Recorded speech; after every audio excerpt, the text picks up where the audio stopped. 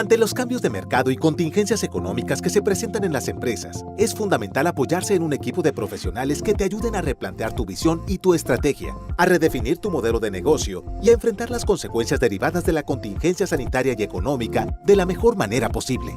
El Centro de Empresas Familiares de la Universidad de Monterrey, fundado en 1999, brinda consultoría y asesoría para familias empresarias, cuyos servicios apoyan la preservación del legado familiar empresarial y permiten lograr una transformación de la familia empresaria y de la empresa en sus órganos de gobierno y esquemas de comunicación. Este Centro de Empresas Familiares busca la continuidad de las empresas a través de la unión y el compromiso de las familias propietarias. Por ello, asesoramos a familias empresarias ofreciendo un servicio integral y único en el mercado que abarca los siguientes enfoques: relaciones familia-empresa, asesoría jurídica, asesoría psicológica. Somos pioneros en Monterrey desde 1999 con experiencia en empresas familiares latinoamericanas. Contamos con casos de éxito demostrados con protocolos familiares firmados. Contamos con consultores asociados con amplia experiencia en empresas familiares, quienes acompañarán a la familia empresaria a lograr los acuerdos y compromisos que se necesitan. Contamos con un sólido consejo consultivo. Gracias a nuestra amplia trayectoria, el Centro de Empresas Familiares aplica una exitosa metodología que consiste en realizar un diagnóstico de la empresa, definir visión y estrategia, diseñar el modelo de gobierno corporativo, establecer soporte documental y estructural, su implementación y seguimiento. Si te interesa recibir una asesoría para tu empresa familiar, contáctanos. En el Centro de Empresas Familiares de la UDEM, inspiramos tu mejor versión.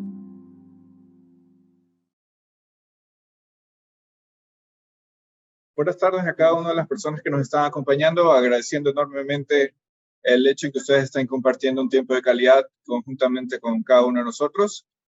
Valoramos todo este momento, sobre todo por la transferencia de conocimiento valioso en cuanto a las mejores prácticas de empresas de estructura familiar. Para nosotros también es un orgullo tener una invitada muy especial. Antes que nada, quisiera redactar o comentarles un pequeño script.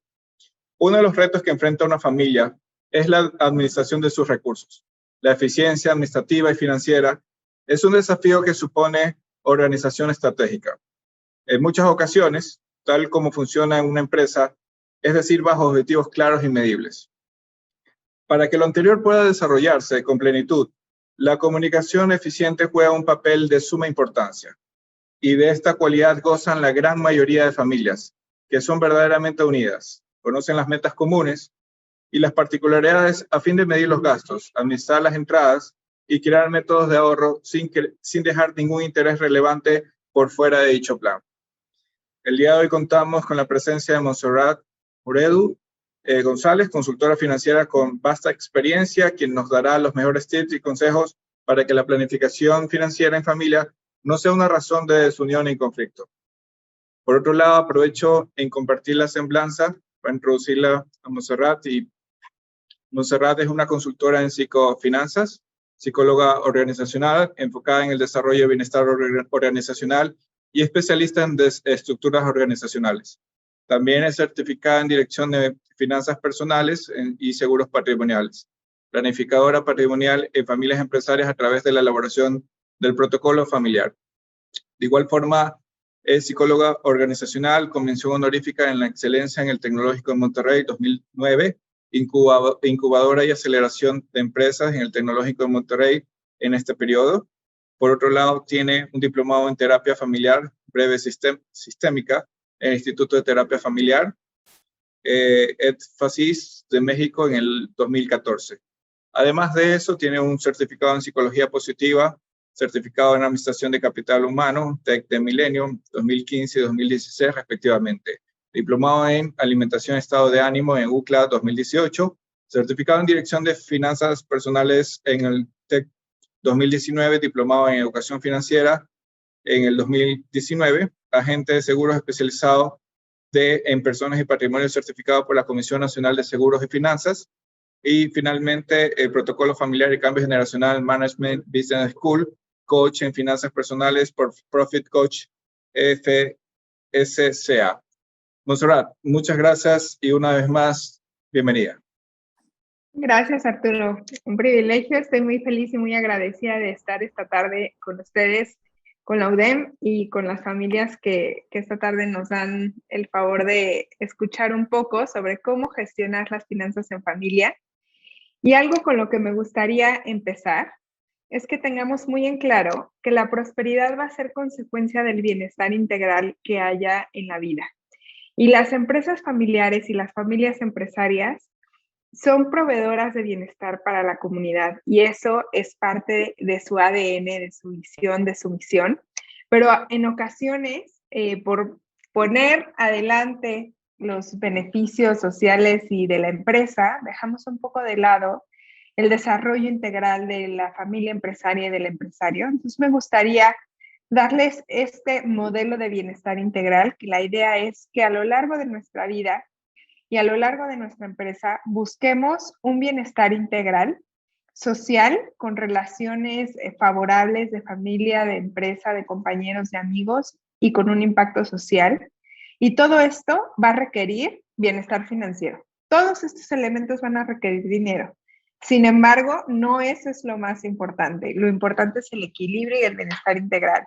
Algo a lo que te invitamos también como empresario y miembro de la familia empresaria es que velemos por el bienestar recreativo de la familia. Y ahí implica el buscar vacaciones en conjunto, el buscar hobbies, el que tengamos un desarrollo integral en esa parte. El bienestar profesional, al cual también le vamos a tener que invertir parte de nuestros recursos, a seguirnos preparando, profesionalizando tal como lo estás haciendo hoy, y que también a través de tu empresa familiar encuentres este desarrollo y que te sientas cada vez más capaz y más competente. El bienestar físico del empresario y de la familia es algo de lo cual se debe velar con buenos hábitos, hábitos de alimentación, de descanso, de sueño, etcétera, también contando con un seguro de gastos médicos familiar, para que no vayamos a generarle un boquete financiero a la empresa si se llega a perder este balance en la salud. El bienestar mental es importantísimo que lo tengamos como un pilar, porque cuando estamos estresados y cuando estamos en una situación de ansiedad o de depresión, nuestra capacidad de toma de decisiones disminuye.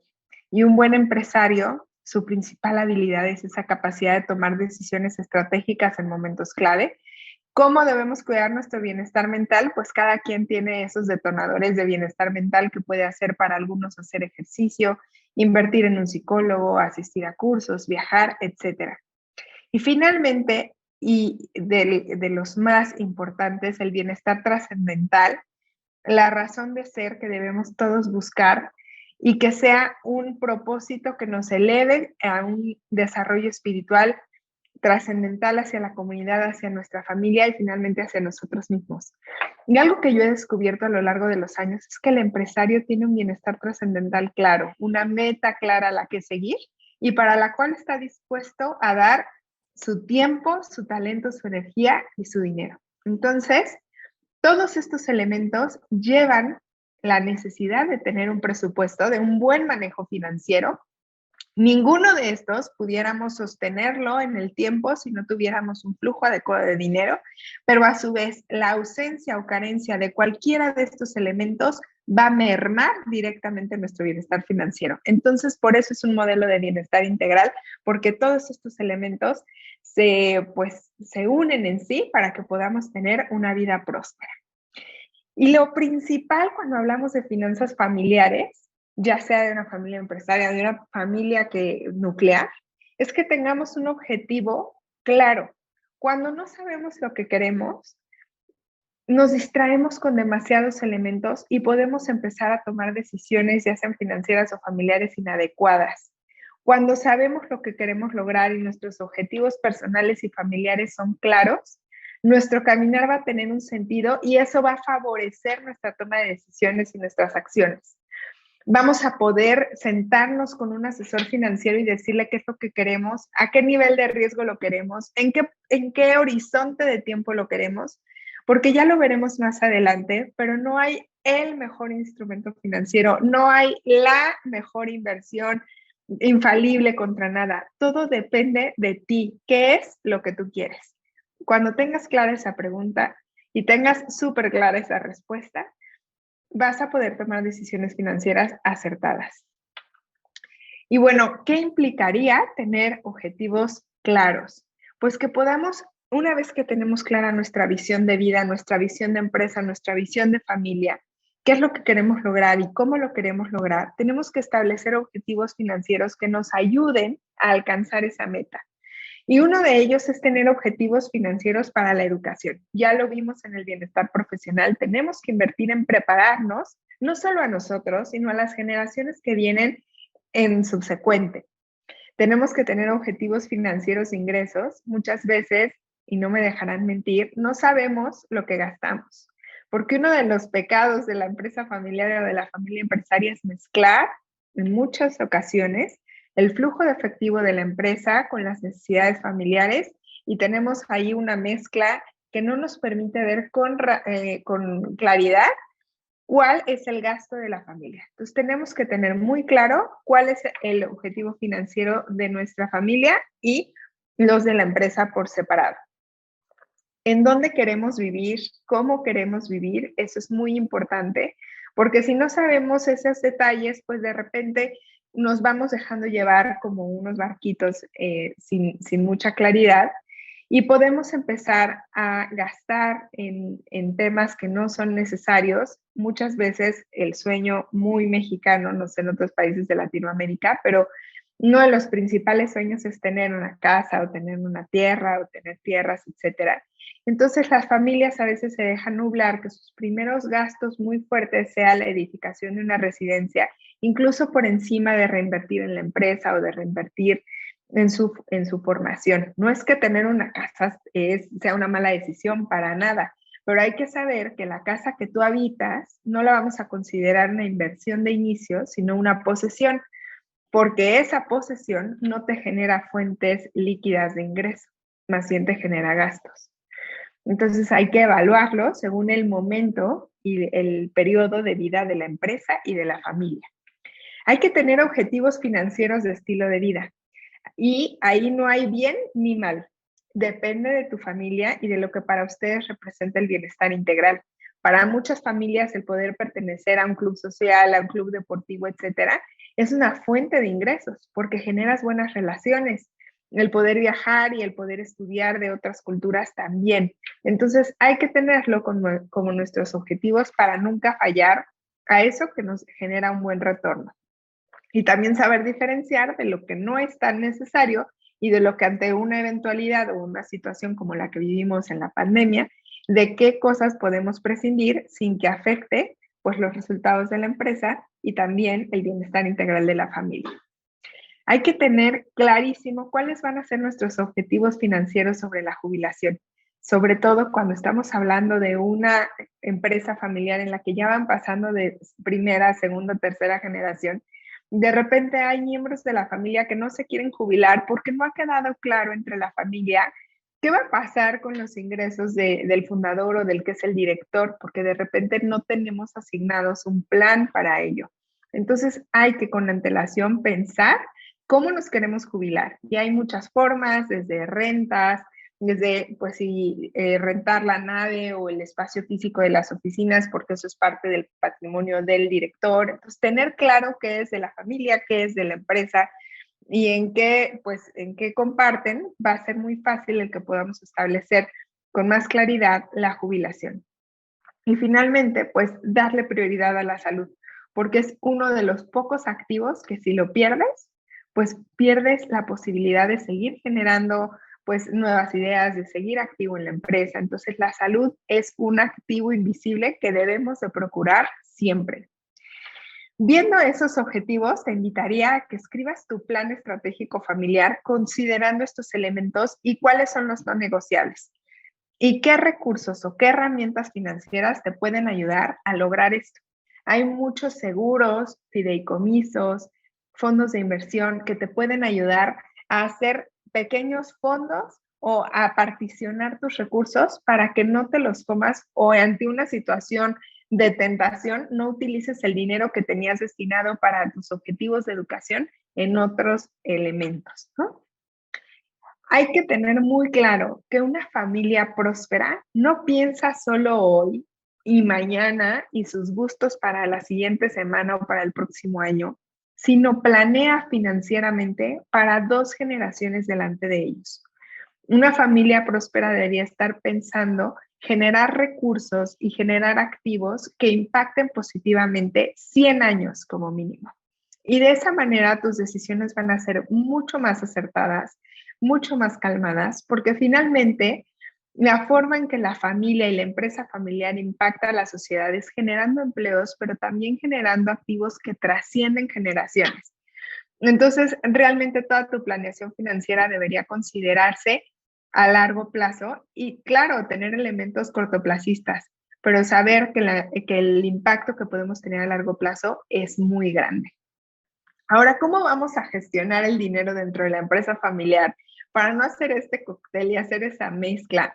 Hay muchas empresas familiares que son muy profesionales y que realmente han logrado separar lo que es la caja de la empresa de lo que es la caja chica de la familia. Pero hay muchas familias empresarias que para poder construir un patrimonio personal han tomado el flujo de efectivo de la empresa de manera personal.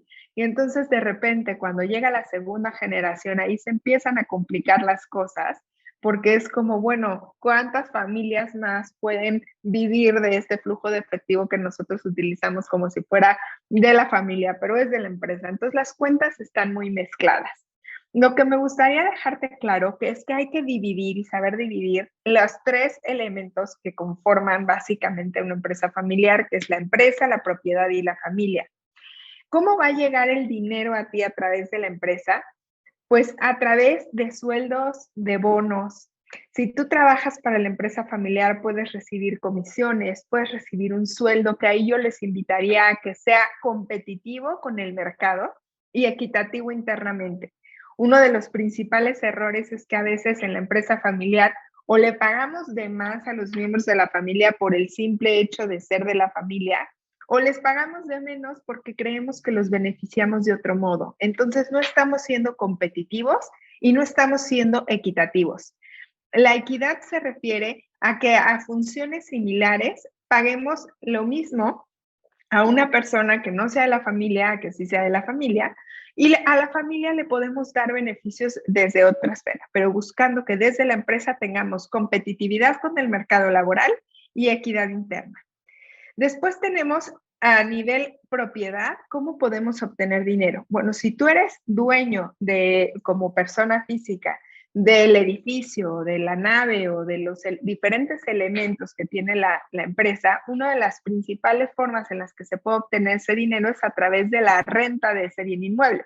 Entonces, que la empresa le rente al dueño, en este caso la persona física o el fundador, la propiedad. Y es una manera de separar o de generar verdaderamente un flujo claro para la empresa, porque muchas veces tenemos ahí una farsa, ¿no? De que no pagamos renta pues porque es mío, ni siquiera sabemos a cuánto se lo rentaríamos a un tercero. Y hay negocios familiares que de repente se dan cuenta que de sus bienes inmuebles, si se los rentaran a un tercero, tal vez estarían generando más dinero que el que genera el propio negocio familiar. Entonces hay que saber evaluar cuáles son las características de nuestros bienes y qué es lo que genera nuestra empresa y qué valor tiene esa renta en el mercado para que podamos tomar decisiones acertadas también sobre el patrimonio. ¿De qué otra forma la propiedad nos hace llegar dinero a la familia? A través de los dividendos. Es importante tener una política de dividendos para los socios y que de esa manera, de manera estructurada, nos paguemos los dividendos y no cometamos el error de que pues ya hay que pagar las tarjetas o hay que pagar la vacación o hay que pagar no sé qué y sacamos el dinero de la caja de la empresa como si fuera nuestro colchón o nuestra caja fuerte y podemos llegar a estar haciéndole un perjuicio al flujo de la empresa y a la operación de la empresa. Y por otro lado, la familia, ¿qué tipo de compensación puede tener? Pues aquí vienen muchos beneficios. Hay empresas familiares en las que se establece que a la familia se le va a pagar el seguro de gastos médicos, aunque no trabajen en la empresa familiar. Vamos a pagar las vacaciones familiares una vez al año y todos van a ir aunque no trabajen en la empresa familiar. Y podemos establecer otro tipo de beneficios como un auto, podemos establecer beneficios de pagarles los estudios a los hijos, a los nietos. Entonces hay ciertos beneficios que por ser parte de la familia podemos tomar, pero eso debe estar establecido y claro para que no haya ahí pues no sé, disyuntivas entre los diferentes miembros de la familia. ¿Qué pasa cuando no se respeta a la empresa como un ente independiente y se le utiliza como una caja chica? Pues podemos llegar en determinado momento a mermar las utilidades de la empresa y hacerla poco rentable. Lo ideal sería establecer una política salarial, una política de dividendos, cumplir con las obligaciones de rentas hacia la propiedad, porque probablemente haya miembros de la familia que sean dueños de la propiedad, pero que no trabajan en la empresa familiar y tienen derecho a recibir sus rentas. Hay que establecer todas estas reglas en el protocolo familiar y de esa manera poder generar una planeación patrimonial que trascienda a generaciones, para que no se den conflictos entre los primos o entre los nietos, porque siempre se ha hecho así, aunque se ha hecho de forma desordenada, ¿no? Entonces, todas estas políticas nos van a ayudar a que haya menos conflictos cuando la situación se presente. Otros de los elementos que les recomiendo considerar cuando tenemos una empresa familiar, muchas veces se pueden dar situaciones de que algún familiar se enferme o fallezca y entonces de repente pues hay varios socios y uno de los hermanos falleció y pues hay que pagarle o cómo le vamos a hacer para seguirle dando a la familia del hermano que falleció sus ingresos sin que eso afecte a la empresa porque el hermano ya no trabaja y hay que contratar a alguien. Bueno, para esos momentos complejos y para esos riesgos que se conllevan, existen los seguros. Los seguros son los paracaídas financieros de las familias empresarias y de cualquier persona. Son como los botes salvavidas de los cruceros, que claro que no es lo que más te interesa si tú te quieres ir a subir al crucero a ir a un destino y a disfrutar, pero nadie nos sentiríamos cómodos de ir en un crucero después de haber visto el Titanic y que no tuviera botes salvavidas. Pues esos son los seguros para tu familia. ¿Y cuáles son los seguros básicos para una familia empresaria? El seguro de intersocios, que tiene muchos usos y puede ser incluso vitalicio. Eso significa que va a durar 100 años si 100 años vives. Se paga solo unos pocos años y los socios quedan protegidos con una suma asegurada requerida por la empresa y por el valor de los activos, pero que si llega a faltar, eso no le va a generar un boquete a la familia ni a la empresa. También tenemos el seguro de hombre clave, que es deducible de ISR, es una de las principales bondades y ventajas de este seguro. Y además podemos asegurar a las personas que en caso de faltar pudieran tener pues una repercusión súper importante para la empresa porque tiene un conocimiento, un know-how o tiene las relaciones comerciales o con los proveedores y eso pues puede llegar a ser un riesgo alto para la empresa. Y además, con esto podemos generar un ahorro a nombre de la empresa para que podamos jubilar a la primera o a la segunda generación.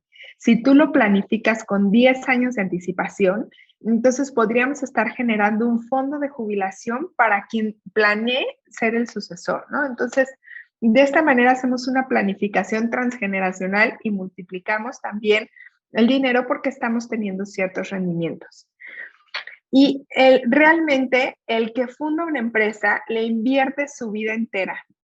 Lo que quiere es hacer crecer y beneficiar a sus herederos. Y estos son recursos financieros que existen, que son deducibles en muchos de sus casos y que además garantizan que aunque ya después de unos años haya habido diferencias entre los hermanos, haya habido algunos pleitos o incluso en el testamento ya te voy a borrar, los seguros tienen un beneficiario independiente de lo que está en los testamentos. Entonces hay familias que utilizan esto incluso para de manera confidencial dejar un patrimonio, una herencia a alguien que no quieren que quede mezclado en el testamento. Entonces, si se dan cuenta, hay muchos recursos sumamente valiosos para que podamos trascender pues a las siguientes generaciones. Ahora, es muy importante que cuando empezamos una planeación financiera familiar, sepamos en dónde estamos, porque si no sabemos en dónde estamos, no sabemos qué podemos mejorar. Y hay diferentes niveles de situación financiera y déjenme decirles que aquí no importa cuánto ganes, lo que importa es cómo te administres. Tú puedes tener ingresos millonarios o ingresos más modestos y tu administración financiera puede estarse viendo afectada. Lo primero es que sepamos que tener una deuda peligrosa es que debamos más del 50% de nuestros ingresos mensuales, que ya los tengamos comprometidos. Esto puede ser inclusive considerando deudas que consideramos normalmente buenas, como una deuda hipotecaria o como alguna deuda para generar fuentes de trabajo, etcétera. Pero si tenemos más de nuestro 50% de nuestros ingresos comprometidos, eso ya es alerta roja.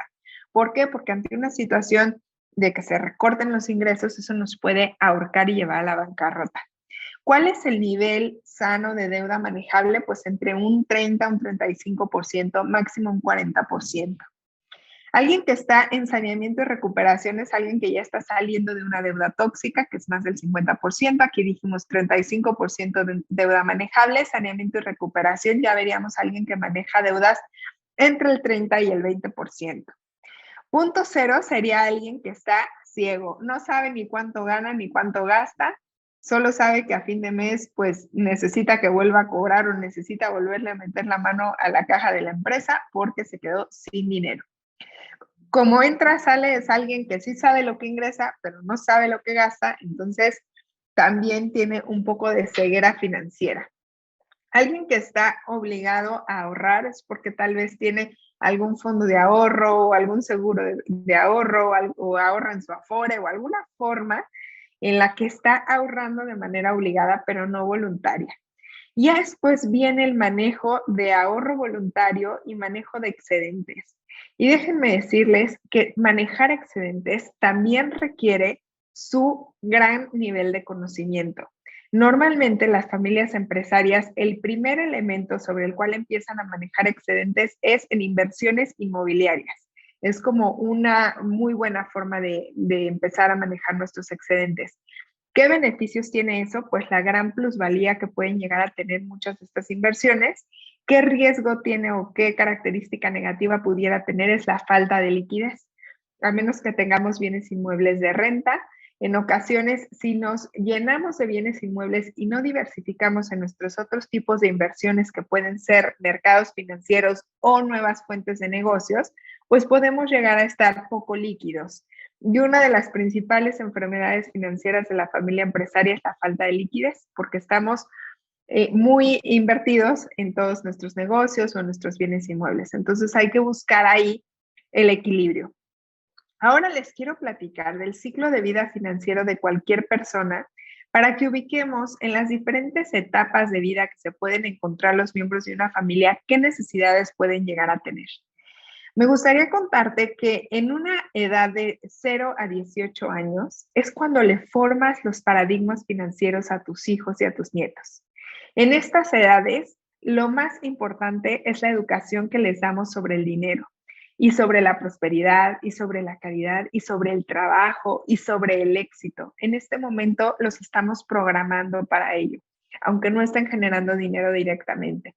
Y deberíamos como empresa familiar desarrollar un plan de educación financiera para los niños desde los 6 años. Cuando ya tienen una noción de lo que es el dinero, ya pueden sumar y restar, podríamos empezar a darles educación financiera programada. Entre los 19 y los 30 años es la segunda etapa y es cuando se gesta la independencia financiera. Y ahí es cuando la mayoría de la gente pues quiere generar sus gastos en su profesión, en su vehículo, etcétera. Parte de lo que yo les invito, sobre todo a las familias empresarias, es que no volvamos dependientes económicos a nuestros hijos jóvenes entre los 19 y los 30 años. Hay que darles un salario, hay que enseñarlos a administrar su dinero y hay que permitirles hacer sus primeras inversiones en mercados financieros, en bienes inmuebles, etcétera, pero con un soporte, así volverte como un ángel inversionista, pero no como un papá que auspicia todos los errores financieros. Un inversionista pide cuentas, un inversionista pide rendimientos, y eso es una excelente etapa para desarrollar a los jóvenes en la empresa familiar y a desarrollarles conciencia financiera. Hay que enseñarlos a utilizar las tarjetas de crédito y ponerles un límite tal vez en los momentos en los que vemos que no están pues manejándose de la forma adecuada. Y en esta independencia financiera es un excelente momento para ir generando la conciencia de lo que es un plan financiero.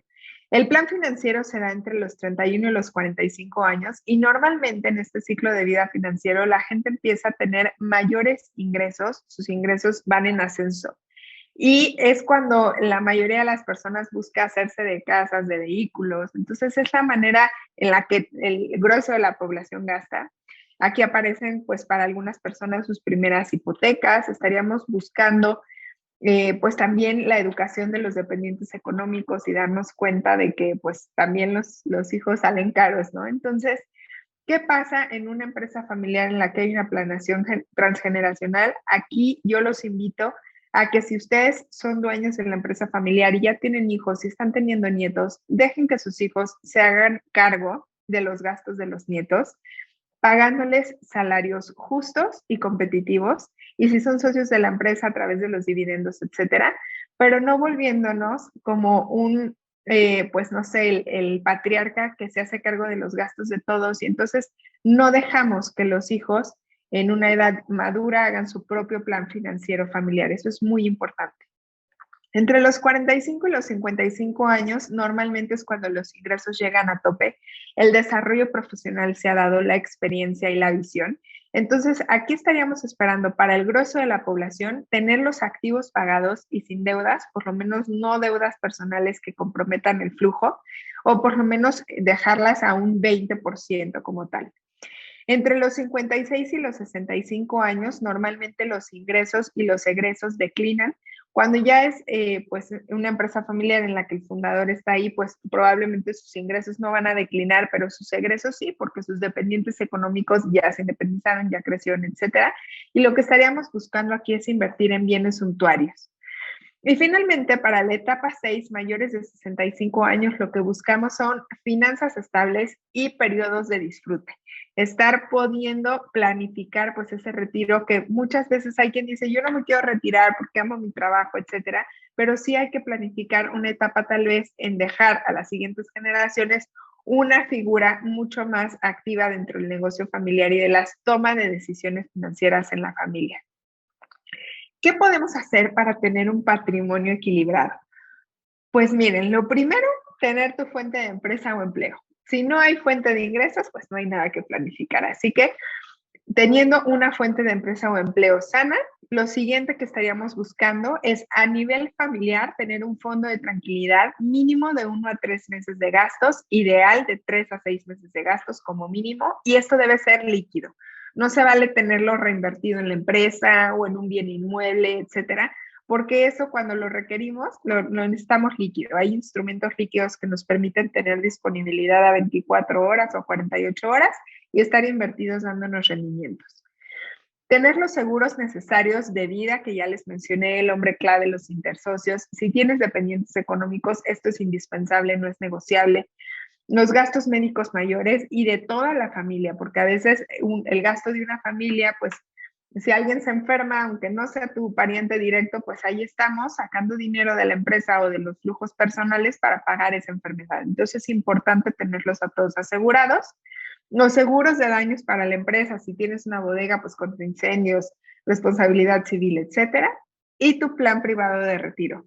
Y realmente los planes de retiro los podemos armar con un cóctel financiero del retiro, con rentas, con seguros, con muchos elementos, pero hacernos el hábito de ahorrar para el retiro y hacerle el hábito de ahorrar para el retiro a las generaciones nos va a hacer que los grandes, los que se estén retirando, no sean una carga financiera para la empresa ni para las nuevas generaciones.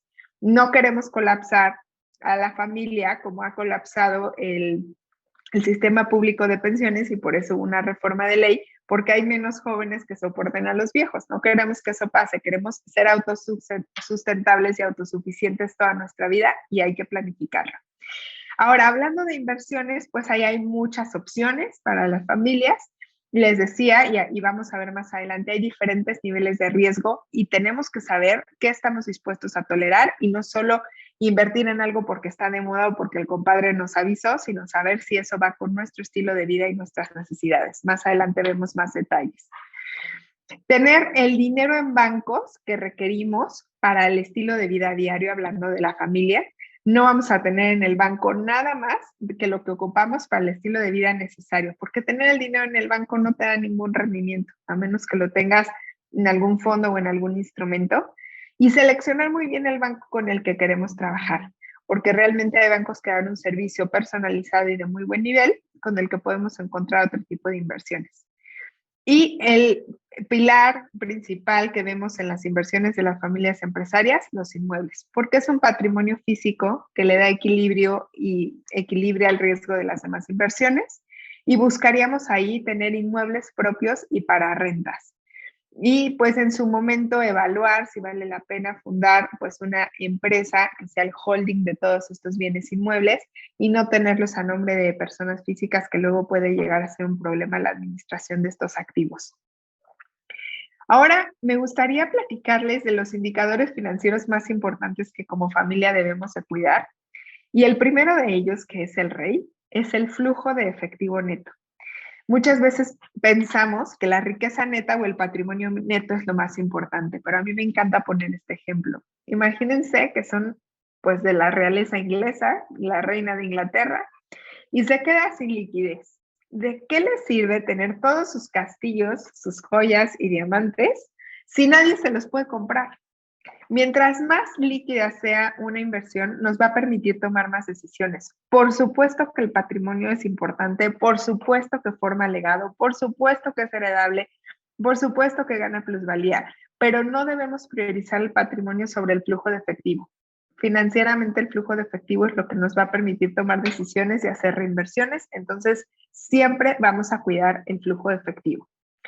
¿Qué pasaría para tener un presupuesto ideal? ¿Cómo pudiéramos a nivel familia, no hablando de la empresa, sino hablando de la familia, cómo pudiéramos destinar un presupuesto sano? Pues pudiéramos considerar que del 100% que ganamos o que ingresamos, el 50% lo utilizaríamos para gastos personales, del 15 al 20% lo utilizaríamos como nuestro dinero protector. Ahorita vemos a detalle qué incluye el dinero protector, pero ahí te digo que es el fondo de amor propio, o de tranquilidad o de paz, y tus seguros. El dinero productivo es el dinero que vas a invertir y reinvertir. Y finalmente, el fondo de bondad es súper importante, entre un 5 y un 10%, considerando que siempre debemos tener pensado, si nos pide alguien prestado, pues lo único que vas a prestar es lo que esté en ese fondo de bondad, porque es lo que estás dispuesto a que no retorne. Si quieres ayudar a algún familiar, alguna causa social, ecológica, religiosa, lo que a ti te interese, debe estar presupuestado para que después, si prestaste, no te molestes de que ya no te pagaron, y a su vez, si es algo que tú quieres donar de manera recurrente, pues también lo tengas presupuestado.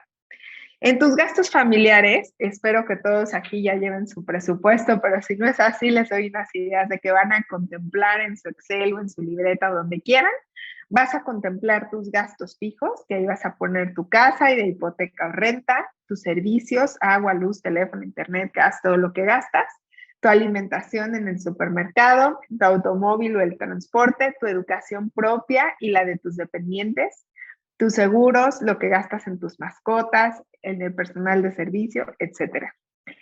Gastos variables, pues los restaurantes, todo lo que gastes en entretenimiento, ropa, cosméticos y accesorios, que a veces son gastos hormiga que ni vemos y son importantes. Préstamos que estés pagando, viajes, gastos médicos, la visita al doctor, al psicólogo, al nutriólogo, al pediatra, al geriatra, todo lo que quieras. Y el servicio del auto y mantenimiento de la casa. Y estos son gastos variables que pues van a ir cambiando. Les comentaba del dinero protector, pues ya todo lo anterior debería estar ahí considerando en tu 50%. En tu dinero protector pues vas a tener tus seguros de vida, gastos médicos, daños, etcétera. Vas a tener una reserva líquida de 3 a 6 meses de gastos, y si te la gastas la vuelves a fondear. Vas a tener tu ahorro a largo plazo, incluyendo y sin dejar nunca de lado tu plan de ahorro para el retiro, de inversión, etcétera, y vas a pensar que es porque tú quieres ser autosuficiente hasta el último de tus días. Ahora, en cuanto al dinero productivo, que ahí dijimos que vamos a poner el 30% de nuestros ingresos, tenemos 3 grandes familias a las cuales pudiéramos reinvertirle. Negocios, ya sea tu propio negocio o algún negocio corolario que vayas a poner ahí, o algún negocio que alguien te invite a poner, vas a poner ahí, si quieres, un 10%, en bienes inmuebles un 10%, y en los mercados financieros otro porcentaje. Hay que saber ahí qué nivel de riesgo estás dispuesto a tolerar. hay diferentes niveles de riesgo de acuerdo al nivel de rendimiento. Y ya sabemos que a mayor nivel de riesgo, mayor nivel de rendimiento. Si alguien llega y te ofrece un alto nivel de rendimiento con muy bajo riesgo, corres en dirección opuesta porque seguramente ahí hay gato encerrado. Aquí hay diferentes niveles de rendimiento estimados y podemos ver diferentes elementos. Lo más básico en lo que todos podemos invertir, los CETES, los pagarés bancarios y, ojo, un elemento importante. Si tú estás empezando a hacer inversiones o eres un inversionista, ¿cuál va a ser tu base para medir si una inversión es viable para ti o no? Pues por lo menos que te dé más que los CETES. ¿Por qué? Porque los CETES no llevan riesgo. Entonces, si alguien te está ofreciendo algún negocio o alguna otra inversión que te da lo mismo que te daría tener los CETES, pues a menos que sea por un tema de cariño o porque crees en el proyecto, pues hay mejores oportunidades sin riesgo como van a ser los CETES. Por eso tenemos aquí una calaverita, porque pues no le ganamos a la inflación, pero ahí vamos. Ahorita ya van por el 8-9%, así que tengo que actualizar mi tabla. En la clase, pues el segundo nivel de riesgo, pues veríamos en la clase 2, financieras a plazos fijos con garantías de capital, inversiones, los metales como el oro o la plata, y estaríamos esperando ahí por arriba de los CETES, ¿no? Entre un 6 y un 10%. En clase 3, pues bienes raíces para renta, fondos de inversión mixtos, y ahí estaríamos esperando de un 10 a un 12% de rendimiento. Todos estos rendimientos son anuales, ¿ok? En clase 4 veríamos el crowdfunding de bienes raíces, o sea, juntarte con más personas para hacer un proyecto de bienes raíces, el lending puro, fondos estructurados en casa de bolsa, en bancos, un 11, un 14, un 16%, hasta ahí. Y ya después tenemos pues los de más alto riesgo que también nos ofrecen mayores rendimientos, pero acuérdense que el riesgo va aparejado al rendimiento, pero genera como una gráfica de electrocardiograma. Entonces, si no estás dispuesto a tolerar esas subidas y esas bajadas del mercado, probablemente, aunque dé muy buen rendimiento, ese producto no es para ti.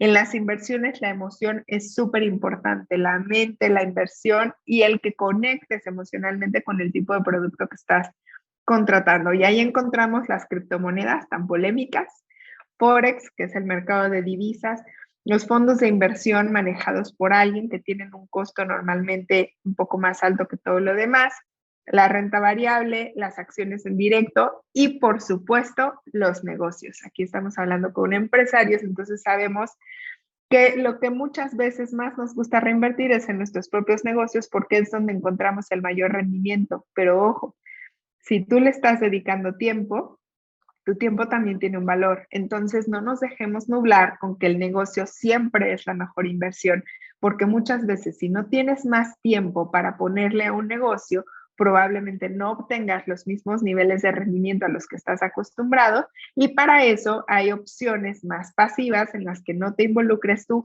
ni tu tiempo, ni tu talento, pero involucres tu dinero. Obviamente vas a obtener una tasa de rendimiento más bajo que si te involucraras tú, que eres lo más valioso que tienes, pero es importante saberlo, no dejarnos nublar por esa idea. Otros puntos que me gustaría tocar, pues errores financieros comunes, ¿no?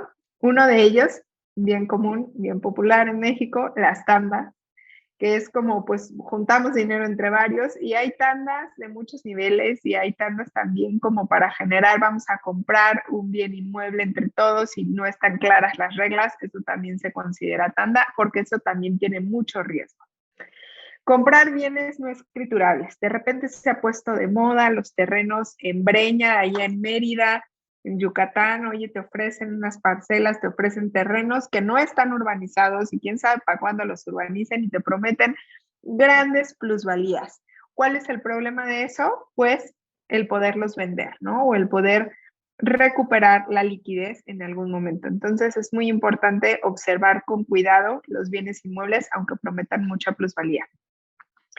Otro error es invertir en acciones en la bolsa con la intención de tener una ganancia importante en muy corto tiempo. Si no eres un trader en corto, ¿no? Si no te dedicas a ser un trader, si no te dedicas a esto, a hacer inversiones en corto, tienen un alto nivel de riesgo y requieren un alto nivel de profesionalización y también están muy basadas pues en la suerte, porque el mercado es 100% emocional. Entonces, invertir en algo que no conoces sin ir acompañado de un experto es un alto riesgo. todos deberíamos tener un porcentaje de dinero dispuesto a perderlo, como vimos en tu en tu fondo de bondad, que puede hacer, oye, pues yo quiero invertir en esto porque me dijeron que está muy bueno y yo quiero probarlo, está bien, pero nunca inviertas en algo que no conoces una cantidad de dinero que no estarías dispuesto a perder. Y pues finalmente me gustaría decirte lo más importante del dinero. No importa cuánto tengas, ni cuánto heredaste, ni cuánto heredarás, ni etcétera. La verdadera riqueza que nos da el dinero es que nos compra la libertad de decidir. Ese es uno de los principales poderes del dinero. Y la verdadera riqueza de una familia está en el tiempo disponible y la posibilidad de elegir cada día. Si tú tienes muchas monedas de oro, no sé si se acuerdan de la caricatura del rico MacPato que tenía su bóveda de oro y nadaba en ella, pero estaba enojado y era el tío amargado. La riqueza nos debe dar la posibilidad de elegir cada día y no ser esclavos ni de nuestra empresa ni de nuestro dinero. Por eso empecé la plática hablándote del bienestar integral. Habemos expertos que nos dedicamos a investigar las mejores herramientas financieras para ayudarte a tomar mejores decisiones. Acércate a esas personas para que tú tengas la libertad de decidir con tranquilidad, con confianza, pero sobre todo que no pierdas los momentos más valiosos de tu día, que son contigo mismo y con tu familia, y que el dinero no rompa esa armonía. Y para eso hay muchos elementos y muchos recursos, políticas, procedimientos, seguros, testamentos, fideicomisos y asesores que te podemos acompañar para que con la mente fría tomes esas decisiones y tú disfrutes los bienes del dinero, que es el poder comprar la libertad de decidir dónde quieres vivir, cómo quieres vivir y en qué quieres aprovechar tu vida. Oigan, pues de mi parte sería todo. Sé que hay mucha tela de donde cortar en este tema y me fascina. Yo podría hablar por días y horas, pero les agradezco este espacio a la UDEM. Para mí es un privilegio estar aquí. Quien tenga alguna pregunta, pues abiertos. Muchas gracias, Montserrat. ¿Alguno de los participantes tiene alguna pregunta?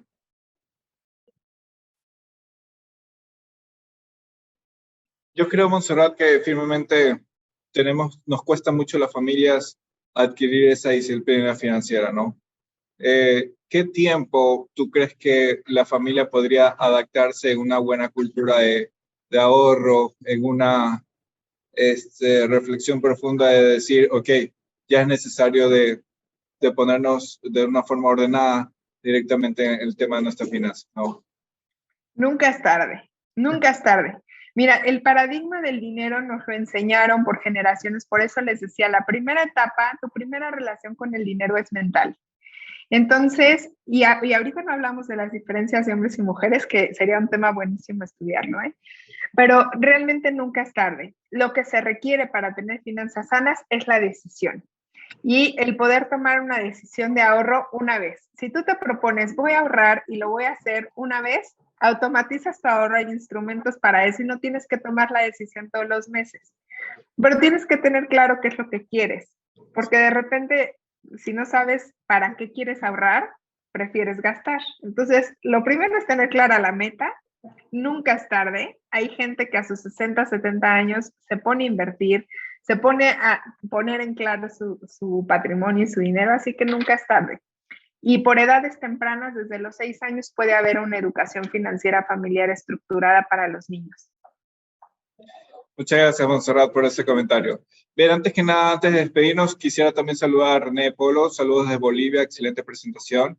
Macarena, felicitar a Montserrat por su exposición. Un saludo a todas las personas que nos están viendo también de otros países, de Colombia, específicamente también Bolivia, sabemos por ahí Ecuador y pues otros países que de repente nos pueden estar visitando, ¿no? Bueno, Montserrat. Ok, tengo alguna pregunta, Rodrigo. Muchas gracias también por hacer esa pregunta. ¿Cuál es la mejor manera de no mezclar el dinero del negocio con los gastos de la familia en una pymes, Montserrat? Una buena pregunta. Tener cuentas separadas, Rodrigo. Si tienes la cuenta de la empresa como persona física, pues entonces está en 2 bancos. Pero es muy importante que las cuentas de la empresa no las mezclemos con las de la familia. Puede ser, si eres persona física, 2 cuentas en bancos independientes y una vez que nos vayamos profesionalizando, tener un administrador que nos sirva ahí como de custodio del dinero, ¿no? Pero sí, y en una empresa, pues ya persona moral, respetar la forma en la que se saca el dinero de la empresa, que les decía, si eres empleado a través de sueldos y bonos, y en los beneficios de la familia en el pago de rentas de la propiedad, etcétera, pero sí ser muy disciplinados en eso. Ok, muchas gracias. Montserrat, complementa Rodrigo en su pregunta, y si maneja mucho dinero y no lo meten al banco todo. Si utilizan mucho efectivo. Mucho efectivo, exactamente. Sí, el efectivo, híjole, es uno de los principales temas, ¿no? Luego de las familias para ver cómo se bancariza, el tema fiscal, etcétera. Pues mira, el dinero en efectivo tiene el riesgo que es menos controlable. Entonces, realmente ahí yo les invitaría, dependiendo el giro, dependiendo el negocio, etcétera, tiene que haber un tesorero dentro de la familia o dentro de la pyme que lleve el control exacto del flujo de efectivo que se genera y buscar la manera o de bancarizarlo, o de generar gastos controlados, llevar un buen control en un archivo, etcétera, pero sobre todo llevar las cuentas claras, porque es muy fácil cuando hay efectivo llegar a tomarte un bonchecito y te sales, no sabes ni cuánto te llevaste ni en qué lo gastaste, así que empieza a hacer el hábito de contabilizar el dinero que ingresa y tomar solo una parte presupuestada, ¿no? Estoy tomando esto para esta razón. No sé si has visto el básico método de los sobres amarillos. En sobretas y pones para qué es cada dinero y no lo utilizas y aprendes a respetar la etiqueta de para qué es ese dinero. No importa si está en efectivo o bancarizado, si el dinero no tiene etiqueta y no sabes para qué es un recurso que no lleva rumbo y se puede perder. Entonces, los sobres te pueden servir. Y si tienes alguna duda así más en concreto, con gusto lo platicamos. Vale, muchas gracias, Montserrat. Tenemos otra pregunta. Carolina Merino, está desde Ecuador. ¿Cómo manejas el dinero dentro del Family Business? Entiendo que esto se refiere también un poco al tema de la empresa familiar mezclado con la empresa, con la persona. Entonces, lo más importante es respetar que la empresa nos debe dar un sueldo si trabajamos en ella y nos debe dar un bono, y lo que no esté en el sueldo y en el bono lo dejas en la cuenta de la empresa hasta que llegue el momento de repartir dividendos. Es un tema de poner orden y de no mezclar las necesidades de tu presupuesto familiar con los gastos operativos del negocio. Montserrat, había una aclaración en esa pregunta de Carolina. ¿Cómo manejas el dinero dentro del Family Office? Entonces, si está familiarizada con, obviamente, sí, ok. Sí. Pues lo primero es que la familia tenga una estrategia de qué es lo que quiere, tenga un objetivo. Hay familias que tienen un objetivo claro, que quieren pues generar una serie de bienes inmuebles y entonces hay que presupuestar cuánto se va a desarrollar para bienes inmuebles, pero tienen que tener claro también una tasa mínima esperada de retorno como familia, para que puedan ir midiendo la viabilidad financiera de los diferentes negocios, ya sean inmobiliarios o de negocio a los que se están involucrando, teniendo indicadores claros. ¿Cuáles pueden ser los indicadores? Los rendimientos que se están obteniendo de las diferentes inversiones en las que se están involucrando, y establecer presupuestos tanto para educación como para recreación. El Family Office debe tener un presupuesto para cada uno de los elementos que cuida y custodia, incluyendo si van a tener, pues hay familias que tienen aviones, que tienen yates, etcétera, y eso genera gastos. Entonces, la familia debe tener un presupuesto de un gasto operativo para la recreación, y podrías basarte en el modelo del bienestar integral también, pero basándote también en cuál es el propósito integral de la familia, en qué cree y en qué tipos de negocio le gusta invertir. Hay familias que establecen a nosotros por know-how, nos gustan estos negocios y no nos vamos a meter en estos otros. Y mucho pues es un diálogo interno en la familia de en qué cree y a qué le quiere dedicar dinero. El presupuestos. Perfecto, Montserrat. Bueno, yo creo que voy a comentar las últimas aportaciones. Dice, excelente presentación de parte de Silvia. Rodrigo, muchas gracias también, sería todo.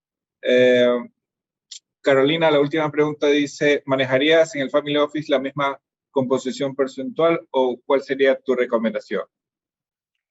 No, realmente ahí tendría que verse efectivamente pues los diferentes, esto es como para un tema de familia nuclear, digamos así, de la familia empresaria, pero si ya un Family Office está contemplando normalmente una familia extendida Entonces, parte principal de lo que se da en el Family Office es la reinversión. Entonces, el dinero el productivo tendría un porcentaje mayor. Estupendo. Bien. Muchas gracias, Carolina, también por esa pregunta. Montserrat, muchas gracias también por contestarla. Bueno, apreciamos enormemente a cada una de las personas que nos han estado acompañando. Montserrat, una vez más, un abrazo a la distancia y sobre todo, pues, agradecerte por compartir este conocimiento tan valioso que hoy por hoy es imperativo tener en todas las familias empresariales. Muchas gracias. No, pues, gracias a ustedes por la invitación. Hasta luego. Bye. Gracias, Carol. Gracias, Montserrat. Chao.